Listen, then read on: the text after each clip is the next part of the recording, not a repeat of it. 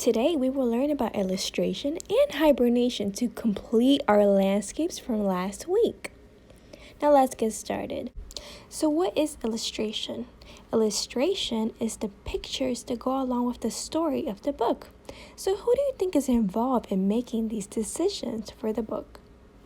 Well, the author and the art director along with the illustrator is involved in making these decisions.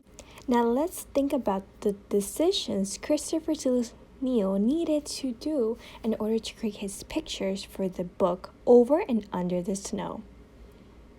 So first, Christopher Neal had to make an initial proposal to the publishing company and made color mock-ups. He made several revisions until both the author and art director approved his illustrations. How is his first ideas different from how the book turned out? Can you name some? How about the color and the layout? In the first one, we see lots of animals in one den, and on the right, we see many animals in their separate dens. Illustrations first start off with sketches. The sketches help the illustrator know where the pictures are going to go in the story. He started out with the sketches based on the story the writer set him of Over and Under the Snow. He is planning of where he wants his pictures to go. But before he did his sketches, he did a lot of research. And research is when you are going to search and find out more details and information about what you are trying to know about. For example, hibernation. Hibernation is when animals become inactive or sleep during the short, cold days of winter.